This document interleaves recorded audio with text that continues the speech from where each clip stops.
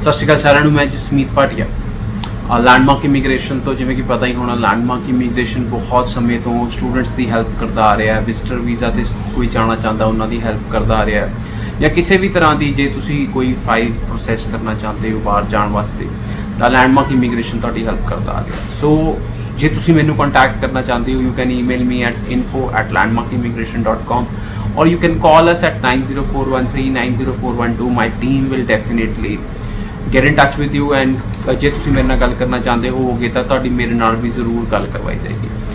ਸੋ ਅੱਜ ਇੱਕ important topic ਹੈਗਾ ਜਿਹੜਾ ਕਾਫੀ ਸਾਰੇ ਸਟੂਡੈਂਟਸ ਮੇਰੇ ਤੋਂ ਹਰ ਵਾਰੀ ਡਿਸਕਸ ਕਰਨਾ ਚਾਹੁੰਦੇ ਹੈ ਕਿ ਸਟੂਡੈਂਟਸ ਕਿਹੜੇ ਸਟੂਡੈਂਟਸ ਹੈਗੇ ਜਿਹੜੇ ਡਿਪਲੋਮਾਸ ਕਰਨ ਜਾ ਸਕਦੇ ਆ, ਐਂਡ ਬੈਚਲਰ ਤੋਂ ਬਾਅਦ ਡਿਪਲੋਮਾ ਕਰਨਾ ਐਡਵਾਈਜ਼ਬਲ ਹੈਗਾ ਸਟੂਡੈਂਟਸ ਲਈ ਕਿ ਨਹੀਂ ਐਡਵਾਈਜ਼ਬਲ ਹੈ, ਔਰ ਮਾਸਟਰ ਤੋਂ ਬਾਅਦ ਵੀ ਸਟੂਡੈਂਟਸ ਡਿਪਲੋਮਾ ਕਰਨ ਜਾਂਦੇ ਆ। So what are the prospects in Canada specially.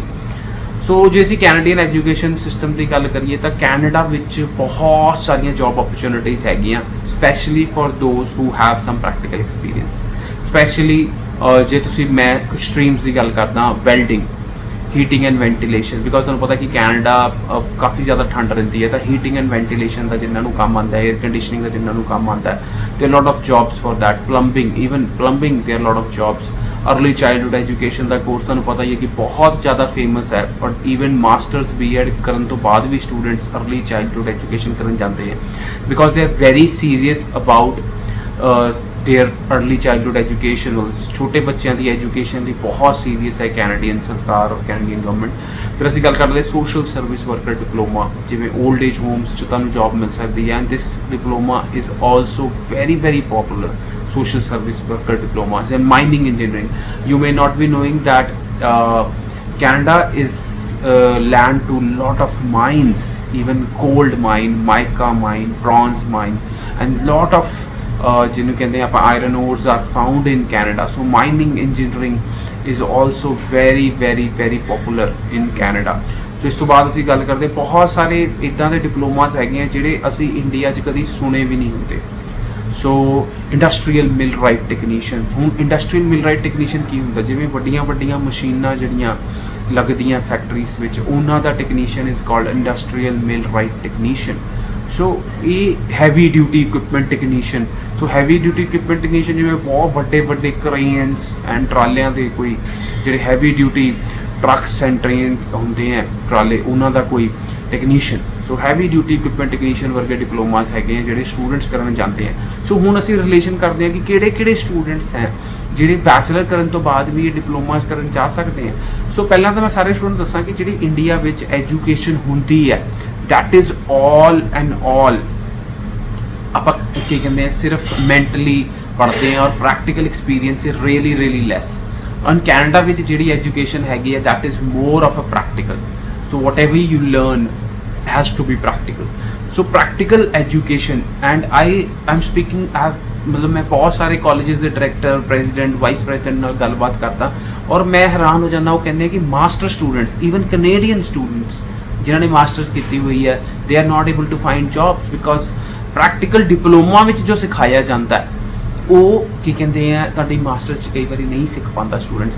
So specially ਜੇ ਅਸੀਂ ਇੰਡੀਆ ਦੀ ਗੱਲ ਕਰ ਲਈਏ ਤਾਂ ਇੱਥੇ ਆਪਾਂ ਬਹੁਤ ਕੁਝ ਰੱਟਾ ਮਾਰ ਕੇ ਕਰਦੇ ਹਾਂ, ਔਰ ਪੇਪਰ ਸਾਰੇ ਐਗਜ਼ਾਮਸ ਅਸੀਂ ਪ੍ਰੈਕਟੀਕਲੀ ਕੁਝ ਵੀ ਨਹੀਂ ਯਾਦ ਕਰਦੇ। B Tech students practical experience is very very less. So B Tech ਅਸੀਂ ਕਰਦੇ ਹਾਂ ਕਿ ਬੀਟੈਕ ਮਕੈਨੀਕਲ ਹੋ, ਹੈਵੀ ਡਿਊਟੀ ਇਕੁਇਪਮੈਂਟ ਟੈਕਨੀਸ਼ੀਅਨ ਦਾ ਤੁਸੀਂ ਡਿਪਲੋਮਾ ਕਰ ਸਕਦੇ ਹੋ। ਤੁਸੀਂ ਮੋਟੇ ਪਾਵਰ ਟੈਕਨੀਸ਼ੀਅਨ ਜਿਹਨੂੰ ਕਿ ਆਟੋਮੋਬਾਈਲ ਇੰਜੀਨੀਅਰਿੰਗ ਕਹਿੰਦੇ ਹੋ, ਉਹ ਵੀ ਤੁਸੀਂ ਕਰ ਸਕਦੇ ਹੋ। ਤੁਸੀਂ ਬੀਟੈਕ ਸਿਵਲ ਹੋ, ਮਾਈਨਿੰਗ ਇੰਜੀਨੀਅਰਿੰਗ ਦਾ ਡਿਪਲੋਮਾ ਕਰਨ ਜਾ ਸਕਦੇ ਹੋ ਤੁਸੀਂ, ਔਰ ਪਲੱਸ 2 ਨਾਨ ਮੈਡੀਕਲ ਵਾਲਾ ਬੱਚਾ ਵੀ ਕਰ ਸਕਦਾ, ਔਰ ਬੀਟੈਕ ਵਾਲਾ ਸਟੂਡੈਂਟਸ ਵੀ ਕਰ ਸਕਦੇ ਆ।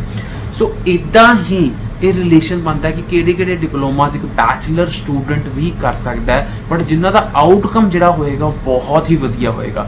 ਬਹੁਤ ਅੱਛੀਆਂ ਜੌਬਸ ਮਿਲਣਗੀਆਂ ਫਿਊਚਰ ਵਿੱਚ, ਬਹੁਤ ਅੱਛੇ ਪ੍ਰੋਸਪੈਕਟਸ ਹੋਣਗੇ, ਕਿਉਂਕਿ ਕੈਨੇਡਾ ਵਿੱਚ ਬਹੁਤ ਜ਼ਿਆਦਾ ਵੈਲਿਊ ਹੈਗੀ ਹੈ ਜਿਹੜੇ ਸਟੂਡੈਂਟਸ ਇੱਦਾਂ ਦੇ ਕੋਰਸਿਸ ਕਰਦੇ ਨੇ। ਬਟ ਆਪਾਂ ਆਪਣੇ ਮਾਈਂਡ 'ਚ ਇਹ ਨਾ ਲਿਆਈਏ ਕਿ ਅਸੀਂ ਬੈਚਲਰਸ ਹਾਂ, ਅਸੀਂ ਮਾਸਟਰਸ ਹਾਂ, ਔਰ ਅਸੀਂ ਡਿਪਲੋਮਾ ਨਹੀਂ ਕਰਨ ਜਾ ਸਕਦੇ। ਬਹੁਤ ਸਾਰੇ ਕਾਲਜਿਸ ਬੈਚਲਰਸ ਮਾਸਟਰਸ ਕਰਕੇ ਸਟੂਡੈਂਟਸ ਨੂੰ ਡਿਪਲੋਮਾ 'ਚ ਐਡਮਿਸ਼ਨ ਨਹੀਂ ਵੀ ਦਿੰਦੇ, ਪਰ ਬਹੁਤ ਸਾਰੇ ਕਾਲਜਿਸ ਦਿੰਦੇ ਵੀ ਹੈ admission after you complete your bachelor. But do not bring into your mind कि मैं बैचलर हाँ या मास्टर हाँ, मैं ये डिप्लोमा ना करा, बट सी दैट कि जे मैं ये डिप्लोमा करदा ਤਾਂ ਮੈਨੂੰ ਜੌਬ ਪ੍ਰੋਸਪੈਕਟ ਕਿੱਦਾਂ ਦੇ ਹੋਣਗੇ, ਮੈਨੂੰ ਕੀ ਕਹਿੰਦੇ ਕਿੰਨੀ ਸੈਲਰੀ ਜ਼ਿਆਦਾ ਮਿਲੇਗੀ ਜਾਂ ਮੈਨੂੰ PR ਲੈਣ 'ਚ ਮਦਦ ਮਿਲੇਗੀ। ਬਿਕੋਜ਼ ਇਹ ਜਿਹੜੀਆਂ ਟ੍ਰੇਡਸ ਹੈਗੀਆਂ, ਸੋ ਦੇਰ ਆਰ ਲੋਟ ਆਫ ਟ੍ਰੇਡਸ ਜਿਹੜੇ ਹੈਗੇ ਆ ਕੈਨੇਡਾ ਵਿੱਚ, they are on shortage skill list.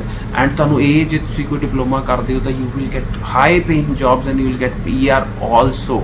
So students, it is my advice to all the students that diploma matter ਨਹੀਂ ਕਰਦਾ ਜੇ ਤੁਸੀਂ ਕਰਨ ਵੀ ਜਾਂਦੇ ਹੋ, ਮੈਟਰ ਇਹ ਕਰਦਾ ਕਿ ਤੁਸੀਂ ਕੀ ਕਰਨ ਜਾ ਰਹੇ ਹੋ ਐਂਡ ਹਾਊ ਇੰਪੋਰਟੈਂਟ ਕਿ ਉਸ ਡਿਪਲੋਮੇ ਦਾ ਜਿਹੜਾ ਆਊਟਕਮ ਹੋਏਗਾ ਉਹ ਕਿੰਨਾ ਵਧੀਆ ਹੋਏਗਾ। So it is my advice to all the students, if this diploma is really good, then you can also do a diploma after you complete your bachelor's or even master's also, because I have sent so many students who have done their master's and B.Ed and then they go for early childhood education and they are really successful in Canada or in any other country we have sent them to. So if you are looking forward to any kind of query and if you want any help from our side, you can contact us at our given numbers 90413 90412 or email me at info@landmarkimmigration.com and I will solve your queries as soon as possible.